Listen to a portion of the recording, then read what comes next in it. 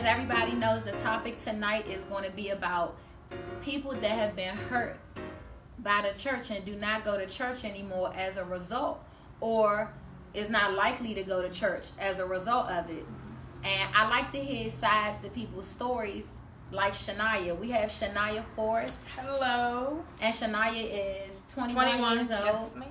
And Shania has been hurt in the church. And when I talked to her about it, and I heard her stories, I felt like it was something that she should share, because I know a lot of you guys may not go to church anymore, and a lot of times people that are right in the pulpit have hurt you guys, and that's not okay.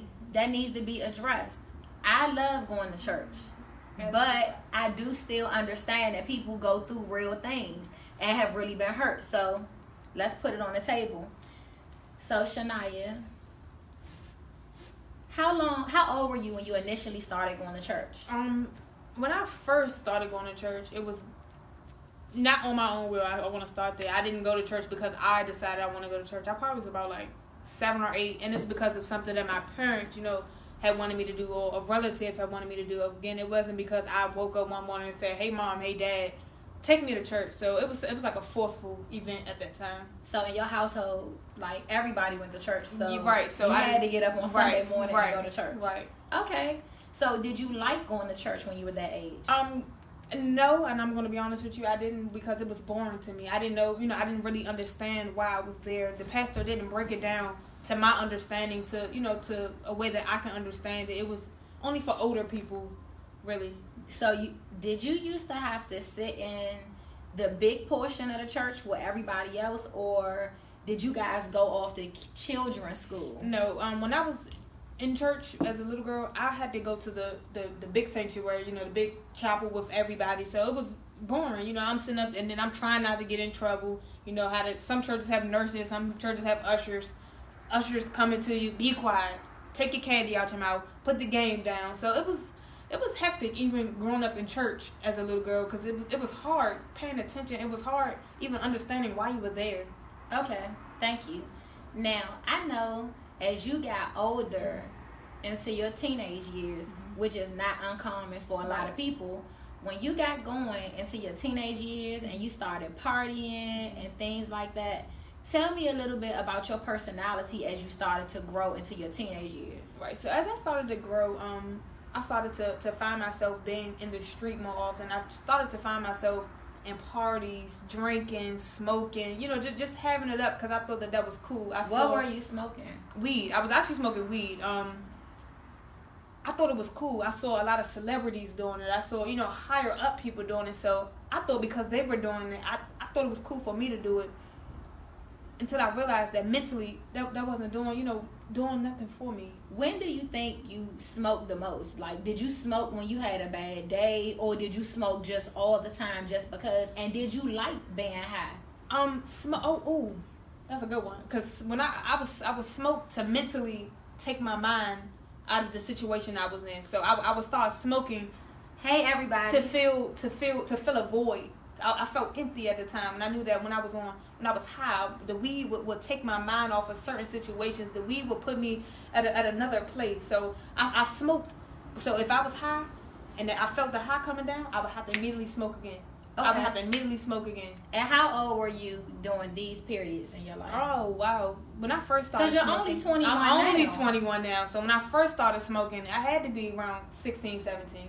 Okay, so not long ago. Not long ago. Now, I recall you told me some portions of your story, and you said that when you would be smoking and drinking, and sometimes you would be with your friends, you got to a point where you started asking them to drop you off at church. Yes. So I got to a point where it was like, okay, I got tired. I got to a point where it was like, this routine is not working for me. What anymore. was the routine? So it was the smoking. I would wake up in the morning, smoke a J. Call a friend. I would go to work first. Call a friend. Hey, what's the move tonight? Move meaning where's the party at? Where we hanging out at? They'll say we're going to somebody's house or a party or something. This could be any given day. It can be a Tuesday, a Wednesday, a Thursday. We'll go there. We'll drink. You mean early in the week. Y'all partying every day. We didn't have to be a Friday for us to pop a bottle or roll up a J. It didn't have to be a Saturday for us to go to a nightclub. It didn't have to be none of that. It was whenever we felt needed, necessary, whenever we needed to clear our minds, whenever we needed to relax, or as we thought, get high in the weed spirits. That's what we did. Okay, so when you initially asked your friends to drop you off at church, why were you high or drunk while they dropped you off?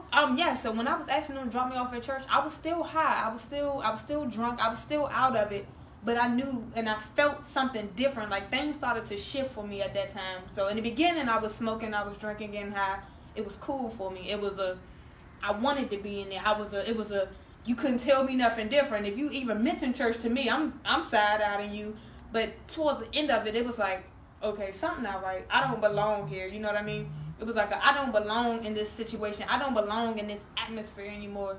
And that's when I knew that something had to give. Something had to change. So do you remember the first night that you asked your friends to drop you off at the church? Tell me about exactly what happened after you got to the church. What were they saying when you were getting out the car? As I was getting out the car, they were saying different things like, what's going on?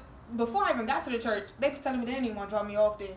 They was side-eyeing me. Oh, she about to get all holy on us. She about to get all churchy on us. You know, saying different sayings like that. Saying in a minute we ain't gonna be able to hang with her, or in a minute she gonna be trying to give us a word or minister to us. So I felt at that time that I was beginning to lose the people who I was hanging around. I was beginning to drop off the different things that were tugging me into the wrong direction. Okay, now it sounds to me like if they were saying that when they were dropping you off, they kind of had a hint about church themselves, right? Maybe because they saying things like she about to try to be ministering to us. They knew the results of going to church, apparently. Right. Okay. And I feel like not only did they know the results, they knew what it felt like to be battered. They knew what it felt like to be beat down by church people because they were sinning, because they were in the world, because they were doing things that they knew that the church would not accept. Do you think that's why they weren't willing to go in with you? And I believe that's 100%. They was not willing to go in with me because they knew that if they was to go in high, they was to go in drunk, they knew that they would get smacked at the door with the word. They get smacked at the door with you're going straight to hell. You know, you just a whole bunch of mess that they wasn't ready for. When you go to a church, you going there for healing. You going there because you want to change, and they wasn't ready for that. Okay, so I'm trying to picture this. Okay, since you guys were minors, when you a minor and you go in the church, I'm really trying to think about my church. Right. And when the kids come in, I love the kids there. So if I saw one of them high, which I have, my thing is I'm glad you're here. Right.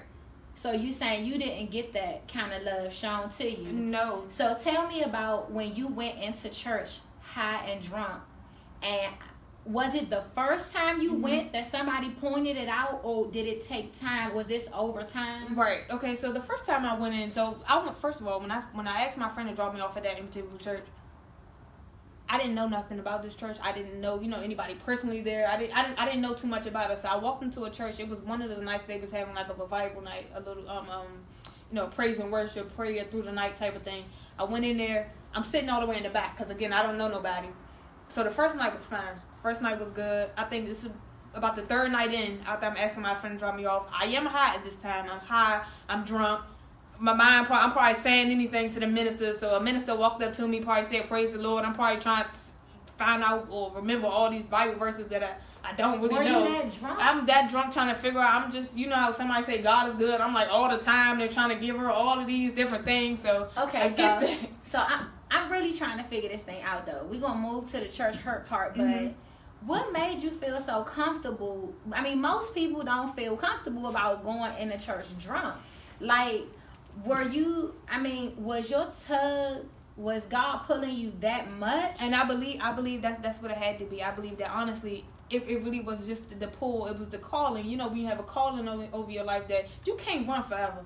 If you're called, you cannot run forever. And it's amazing to me that you talk like this and you're 21 years old. I just believe that if you're called, it's no way that you can run forever. And I had to get to a point in my life where it was like, okay, it's time you either gonna keep going being miserable every day, keep trying to smoke and sex and drink your misery away, or you gonna answer God's calling and get right with the Lord. So this was serious for you. You was going to church because you really felt like you wanted to answer this calling on your life, and you were really torn between not drinking and smoking anymore and going to church. Right. So you said, I'm just gonna go as I am. Right. Okay. Now tell me about the first time somebody approached you about being drunk or high in church. All right. So the very first time I was approached, one of the ministers, she came to me. She was just staring at me in my face. I'm trying to look down. I'm trying to look away. Mind you, I really don't know these people.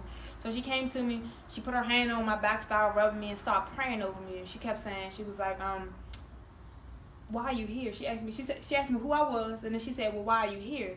So I said, I'm here for a word. Mind you, I'm drunk. So again, I'm up here trying to figure out all these Bible verses of what to say to her, because I want to come correct. When every time I went to a church high and drunk, I wanted to still come correct, even though that doesn't sound right. How you come correct when you're high and you're drunk? Everybody knows the lingo. Everybody knows the church lingo. When you go into church, certain things you just don't say, certain things that you just won't, you won't do or try to portray. So I'm trying to act as normal as possible.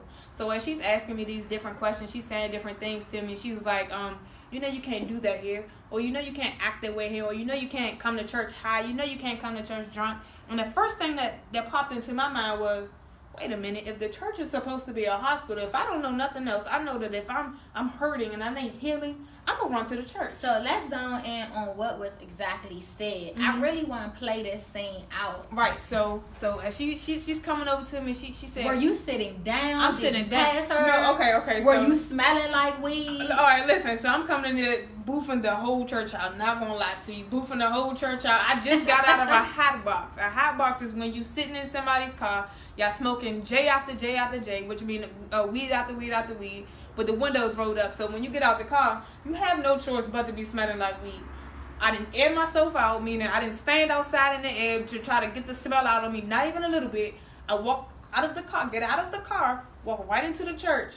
So the smell is if you can literally see a smell dragging behind me, that's what it looked like. You know how when you're running and y'all can see, and you air quote can see air, dust flying. That's what it looked like. It looked like just smoke. It looked like smoke. I know what you're saying now. Yes. So where did you sit when you went into church? So this is the third time when I went in there. I sat in the middle. So I'm trying to ease your way up to the up to the altar. So I ain't trying to say too much. First go when you sit in the back. Everybody know the new people. Yes. And you easing your way up. Yes. So at this point you kind of moving into you trying up to get people. comfortable. I'm still high, still drunk, y'all. So. But I'm still getting, like you said, you going. Yeah, I'm trying to ease my way up to that altar so I can get some help. So how did somebody end up approaching you? This in particular church has ushers and ministers. So they have ministers that walk around to get to know new people. They ask new people questions to try to pray over them, try to help them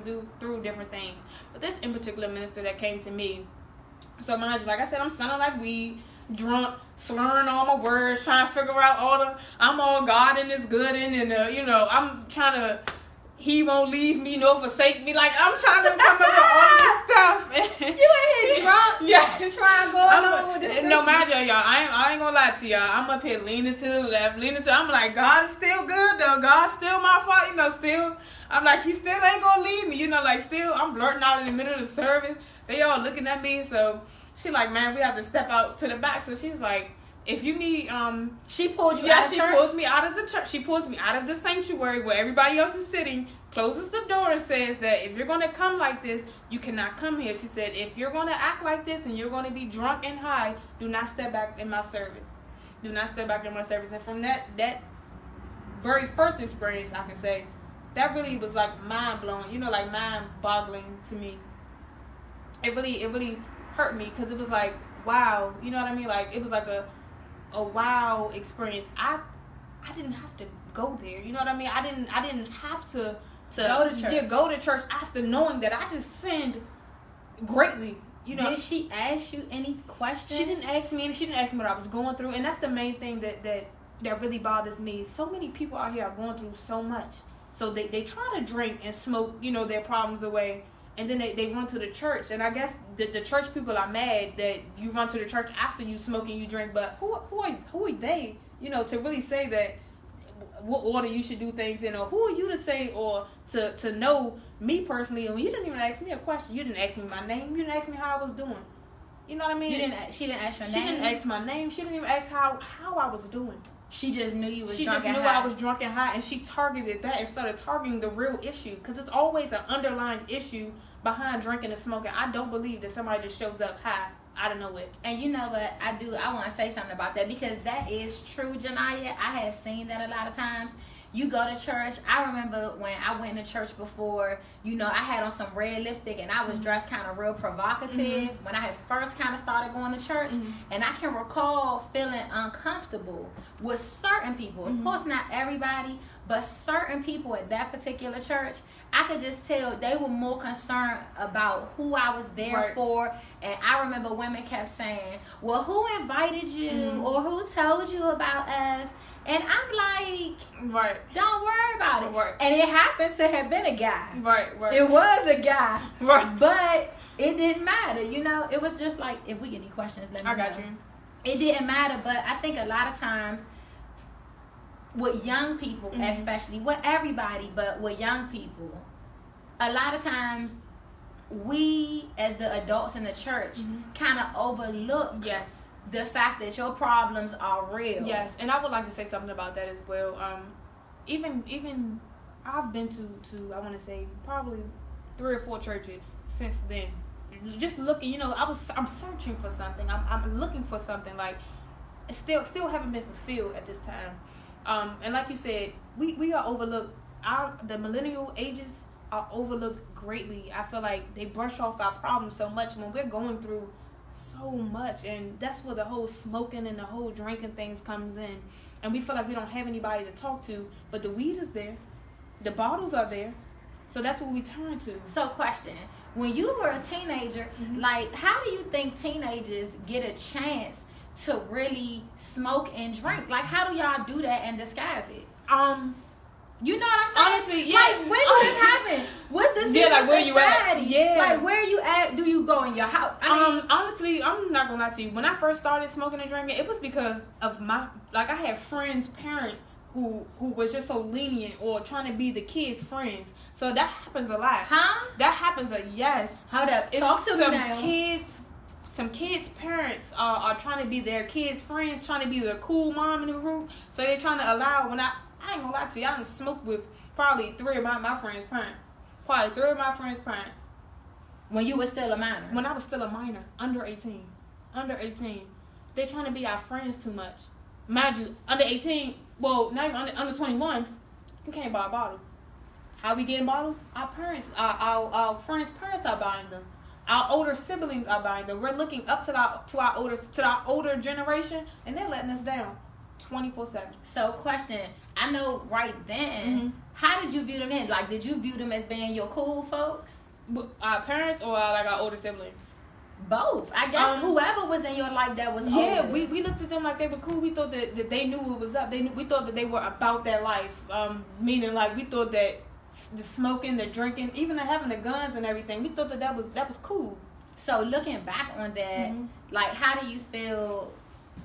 How do you feel about that looking back now? Like, do you look like they was doing you a cool favor? They did me so much injustice. If I can take it back now, when I say I would, if I can go back in time, and I know a lot of people say this, but I mean this to the utmost. If I can go back in time and just reverse it all, I would let them know now that they did me such an injustice. Oh, gosh. Such an injustice. They set us up for failure so bad to the point where it's like they mentally messed us up. Mentally and emotionally, physically, they messed us up so bad because that's all we our generation feel like we could pull on. We don't feel like we have people to actually talk to. They told us, looking at older people, they turned to bottles. They told us to turn to bottles. So now what we doing? Turning to bottles, turning to weed, turning to sex, thinking that that's going to fill a void, and it's really not. It's really not.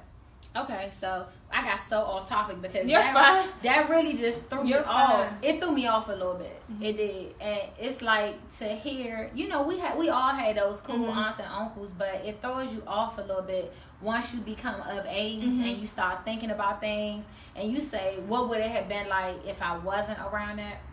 But moving along, now I know your story with the church. Mm-hmm.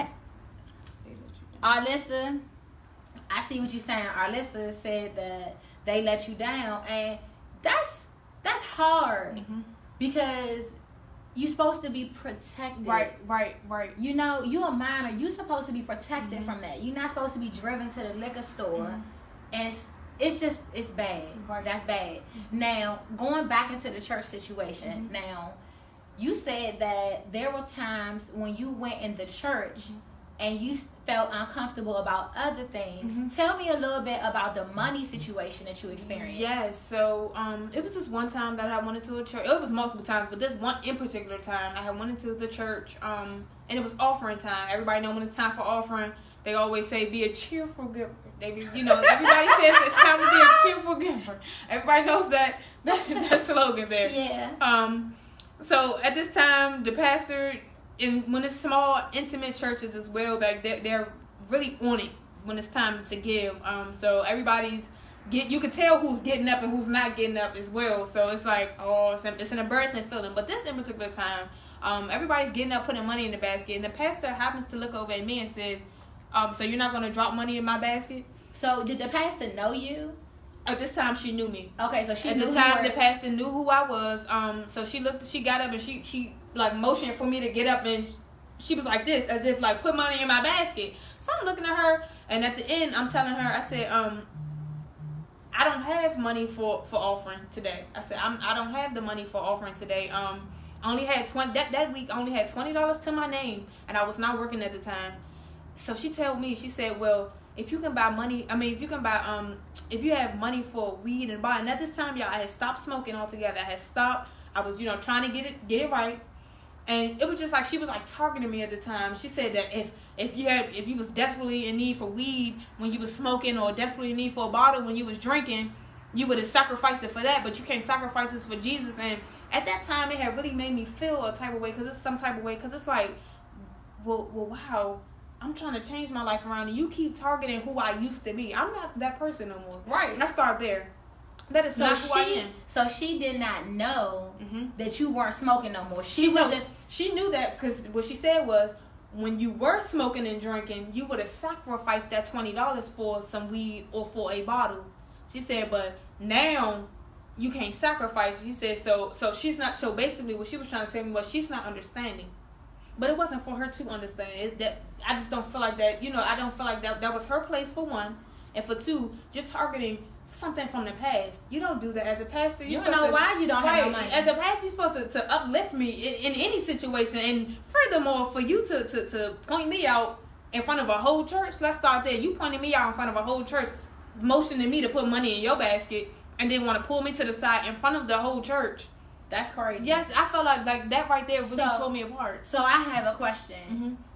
Did you have money to put in church that day? No, I promise you. Honestly, I only had $20, and that's why I feel so strongly about this. I only had $20 to my name. I was not working at the time, so when I was getting money, from doing like small jobs at the time, I was trying to hold on to it, because I did not know when I was going to get, some more money in my pocket. And though I wasn't paying bills at the time, I still needed money for food. If I, say for instance, somebody came and picked me up, I wanted to at least give them $5 for gas. You know what I mean? Just to have something. $20 you could stretch it. Yeah, just to have something in my pocket for that week. And like I said, for her to have pulled me, singled me out, first of all, you motioned me in front of a church. Guests are there. I started there, guests are there, and I really did not have it. That was hurtful. Yeah. And Cherish said that, thank you for joining us. Cherish said people sometimes judge a book by its cover. Yes. And that was the case. She looked at you, yes. saw you as a young girl, probably thought you was just wild, and she caused church hurt. Right. So when you left church that night, how did you feel? Did you feel like you was put on a spot? Yeah, leaving church that night, when I tell y'all, I did not go back to that church. I did not. I couldn't. Church, it turned my whole mind around, because at that time, I started to think that they were just money hungry. I looked at all churches the same, and I know that's wrong. You wasn't supposed to, put all your apples in a basket. However, at that time, it was just like, wow, I'm probably, I want to say 19 at the time, 19, 20 at the time. And again, I'm only 21. 19, 20 so at the time. it's not long ago. Yeah, it's not long ago. 19, 20 at the time. And for you to really target me like that when I'm trying I'm trying. You don't see many young people out here really trying like this. You don't. And for me to be trying, trying to turn it around, trying to get it right, you put me on the spot like that. I didn't feel like you said. It caused a lot of hurt. It caused a lot of hurt. Okay, question. I know your life kind of took some turns during this time. You were kind of going through some things with your living situation. You was between, different dating and just running the streets. So you initially went to church for a safe place, right? To try to get some help, right? You felt like God was calling you there. So what are the results of these things now? Like, how do you view going to church now? Going to church now is like, I know now that I'm going for God. I know my mission. I know my purpose. You know what I mean? I know what my calling is now. I know my reason. I know that I can't look to man to satisfy my needs. I can't look to man to give me what I'm looking for, because man will let you down all the time. Right. But, hey, Loom. We got a comment. Loom said, forgive that pastor, my dear. They are humans. Thank God for coming back to church and knowing God instead of knowing the pastor. Yes. Thanks for that, Loom. That's my sister. That's good. Yep. But did it cause you to stay out of church for any time? That's what I want to hear. Yes. I'm glad you came to church, and I'm so glad about that. But I want to hear about the hurt that it caused, and if it caused you to back away from God. Yes, so it caused me to back away from God. It caused me to backslide a whole lot. It caused me to backslide? It caused me to backslide. It caused a hatred towards God. I hated God at that time. As soon as that happened, y'all, I lied to you now. As soon as that happened, I started to flip back into the world. I took another turn. So I turned my life over one time, backslid, and I was right back into the same position that I had started at. And I was so frustrated. I hated God, and I had started doing things out of spite. I started smoking again, having sex again, drinking again, because I knew that wasn't of God. I started doing things that I knew that God was not going to be happy and or proud of. So like a rebellion. Just like a rebellion. Okay, question. Did you go through, I know some of your friends had kind of watched your change. So after your friends saw your change, when you went back into it, because I'm really trying to get a feel for your age group. Like, how did that go? Because they could be kind of heartless. And see, I messed up. It's kind of rough. Wait a minute. I messed up a lot of my friends, though. I thought the same thing that you was thinking. I messed my friends up, though. Because they thinking, wow, she was in the church hard. She was in the church trying to change her life around. Now, all of a sudden, she flipped back into it. That made their minds towards God. Like what in the world they got going in that church that she coming out the street, stopped smoking, stopped drinking for a little while. Now she back into the streets. Like, what kind of mess they got going on at a church? So, you go to church. You try and get yourself together. You stop smoking and drinking. You get hurt at the church. Right. So then you go back to your old ways, and now all the people that was watching you that might have came to God, got flipped back away. Got flipped back too. Because I start hanging back with them and start acting just like them again. So like I said, I do believe that I caused them some hurt as well, or I caused them some mind confusion as well, because it's like I said, wow, they looking at me like, okay, God's really doing something to her. Wait a minute, no, he not. Wait a minute, this must be, God playing games, or churches playing games. You know what I mean? That's why a lot of people don't go to church now, because they feel like they just gonna get let down, or they just mentally gonna get messed up and come back out the same way. Now you shared with me that sometimes, and I'm really trying to dig into your age. Yes. Why do you think a lot of people that are your age, like I can go to church and I sit and I listen to the sermon and I enjoy it. But why do you think people your age, I notice a lot of people your age that's in church, they not really listening to the sermon. Right. They look really bored. They don't, a lot of times, they don't look like they want to be there. So how do you think churches could kind of navigate things to make it geared toward things for teens? Like, what do we do? Because we have the Sunday school for the babies, but once you get a certain age, or like, what is good for y'all? Like, what kind of sermons do y'all want to hear? I feel like, okay, so sitting in the church, I'm gonna just say this now. Sitting in a church service and I have nothing against, old pastors or whatever, but the pastor is already old, so they're giving a message. The pastor already old. So sitting in the church service and the pastor is already old. There's nothing wrong with old pastors, but you're trying to convey a message to millennials, and we're lost. We're lost. You starting out on 1 Corinthians. And by the time you get down to the 10th verse, I don't know what in the words you talking about. My mind done slipped somewhere else. I'm texting on my phone. I feel like what we looking for is more relatable things. We're going through things every day. What's some of the things y'all going through? Every day we're going through peer pressure. Some of them going through bullying. Some of them going through temptations. Some of them going through mental issues, physical issues, spiritual issues. Some people don't know who they are. Some people don't have self-esteem. Some people... So what are people saying most of the time? Like when you a teenager, I'm really trying to get into this because I hear it so much, and we got so many teens like really going away from church. A lot of them are saying it's because of church hurt. Yes, they walk around church with and a lot of the older people, they brush us off too much. They brush us off. We're going through things. We're saying different things. Oh, go sit down, or oh, go have a seat, or oh, you'll be alright.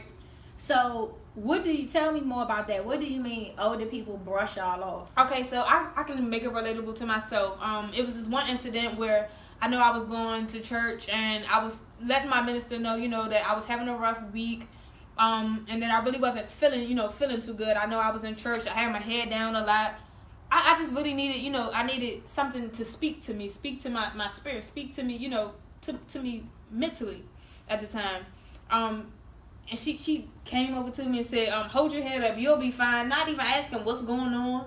They don't take I feel like they just don't take the time to see what's going on with us. So I feel like if they don't take the time, why are we there? What were you going through mentally? Mentally, I was going through a lot of not knowing. I was going through a lot of self-esteem issues, a lot of hurt from home issues, school issues, just life period. Self-esteem issues. Yeah, self-esteem. So when I tell you my self-esteem used to be shot, my self-esteem used to be very low. It was to the point where I would let any and everybody say anything, do anything, have their way basically. And yes, and when you're in situations like that and you just want to be loved, you just want to be accepted, you do anything. You do anything for that acceptance. You do anything to be seen. You do anything for the attention of it. I know I've done, even as a little kid, I've known that when you're a child and nobody's showing you attention, you start doing just anything. Even if you're getting negative attention, it's attention. People are still looking at you. So even as a kid for myself, I know I used to make up lies, just to lie. Just to lie about anything. I used to lie about that dumbest stuff. I used to go to school and be like, yeah, my mommy hit me. My mother didn't put her hands on me, but my mommy hit me, or I was slapped last night. Just saying anything. Just now that's for attention. That's serious right there. I know y'all be talking about church hurt, but this just getting good right here. We got to tune into this. But I have heard of children going to extreme lengths. We got some questions. Let me see. Yolanda left some wonderful feedback for you. It's so long. We're going to read it later, but bless you, Yolanda. But sometimes you have to pick yourself up. Cherish, thank you for that. And Yolanda, thank you for your input. Yolanda said to keep telling your stories, sis. Yes. She said and bless you. It's a lot. And I feel like people, they need somebody. You know what I mean? And like you said, this is going way off topic, but this is needed. It's necessary. People need people. I like to know what the teens are going through and what young people are going through. And I feel like now, so since you asked that, I just feel like everybody needs somebody to talk to. Everybody needs somebody that's going to listen to them, even if it's the smallest thing. I work with kids now, and this little boy comes to me almost every day, and he just says, hey, Miss Naya, can I have a hug? Just a hug. These kids are longing and looking for something that they're not getting at home. And that's so interesting because at their younger ages, they may say that. But by the time you become a teenager or a young adult like yourself, it translates into other things. Yeah, cherish self-esteem is a big issue.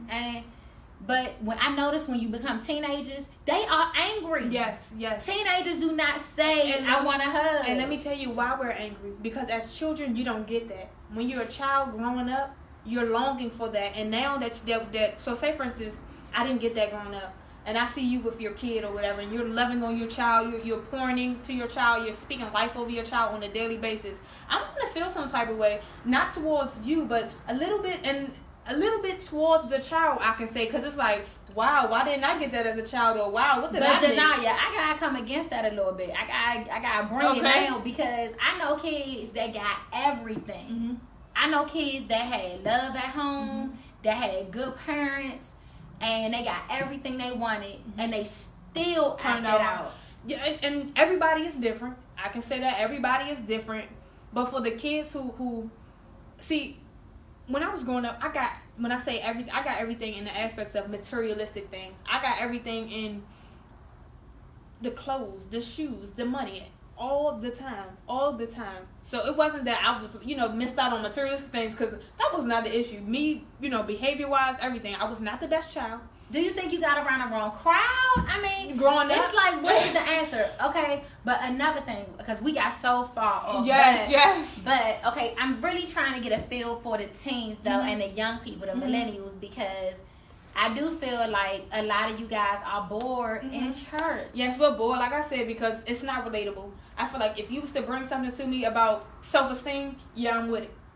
If you was to bring something, and it could be such a simple message that God told me to tell you I love you. God told me to tell you you're beautiful. Something, just anything like that. Please don't read no first acts, second verse, all about Peter in the boat and the rest of them. It's not even no first act. Whatever it is, okay. It's not even. I know. I'm just making up stuff, but that's so funny. No, that was funny. Don't bring no first acts. Don't do it. Just don't bring that to me, because I'm not there. Well, what do you think we could do? I mean, this is okay from a youth leader standpoint. Mm-hmm. If I see one of my babies coming to church and they high or drunk, pissy drunk at that, am I not supposed to address that? No. I think you can address it. However, I feel the need that you should address the deeper issue before you even start at the surface issue, because the surface issue is the what you can see part. Yeah, we can see that you're drunk. Yes, I can see that you're high, but it's deeper than that. Nobody in their right mind is coming to church just because they want to high and drunk. I don't believe that. I don't believe that nobody is showing, especially kids our age.